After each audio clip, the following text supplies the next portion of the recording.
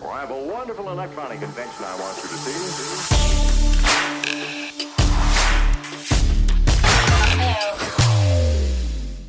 This is James Mathers at NAB 2019 for the Digital Cinema Society and Studio Daily. We just panned the studio set that they have here at the ARRI booth, and Michael Wagner is going to tell us about what you're doing here, and you have remote control of all these lights? Yeah, that's right. So yeah, what we're trying to do here at NAB is really to show all of our broadcast capabilities. You know, a lot of people obviously think of ARRI as a cinema company, and of course we are, but we also have a lot of technology that works really, really well in the broadcast arena as well. So not only our lights, which of course are used a lot already in broadcast studios, but also the camera and the combination of the two to have really high quality cinema level pictures. So that's basically what we're showing with this concept. And what we're showing from a lighting point of view is our app Stellar controlling all of our LED fixtures that are lighting this set piece right here.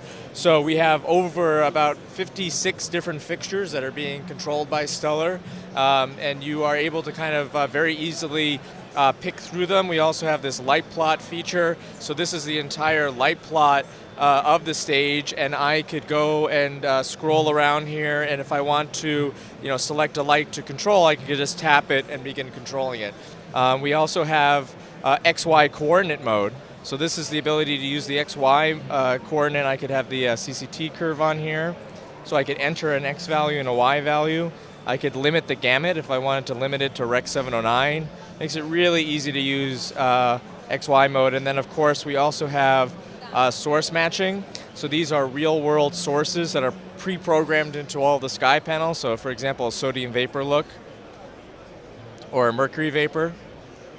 And then we have all of the lighting effects that are programmed into the sky panel as well, such as here's fire, right? And I could change the speed of the effect, and also the speed, the intensity. So you get full access to all of the features that we've packed into Sky Panel over all this time. And then you could also create different looks. So if I tap the look button, these are all the looks that we have created for this show. So if I wanted to go to the morning look, I could just press that button and it's going to change all the lights over to this morning look. We could go to a night look here. So right now it's changing all of the settings as the Sky Panel, and then it brings them back up. We could have, here's a daytime look.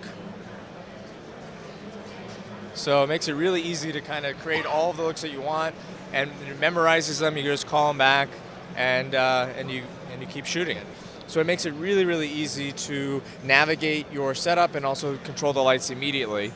So Stellar, of course, we kind of launched it September last year, and we're introducing some updates to it. So later this month, at the end of this month, we're going to have an update to Stellar that's going to enable you to share projects and scenes and favorites. So those are the different colors that you could create. You could share them with a friend or a colleague. We're also going to have a cloud sync function so that you can have all of your projects that you create, they're going to automatically back up to the cloud. So if you want to work on an iPad or a tablet and then go switch over to your iPhone, that is going to automatically update, so you can kind of very seamlessly switch off between the two devices. And one of the other things we're working on is what we call live sync. So this is the ability that if you have multiple versions of Stellar working in one network on the same project, they're going to live update each other. So that, for example, if you had a gaffer and an electric or a best boy that was controlling the lights on one set, they could do so, and each iPad is going to update each other, so they always have the most recent changes that each person has made. That's going to come at the end of this month. We have a lot more features planned throughout the year, including adding third-party product support. So that's a big request from customers. It's something that we've always wanted to include from the beginning, and we're finally going to make it a reality this year. And also, we're going to be working on lighting cues as well, so people can kind of program sequences in the app as well. So does this take the place of your lighting control board? Well, I'm not sure. I mean, for some projects, a full lighting console is probably going to still be better. What this does is we're going to continue to build the platforms. Maybe it will get there one day as we keep adding features.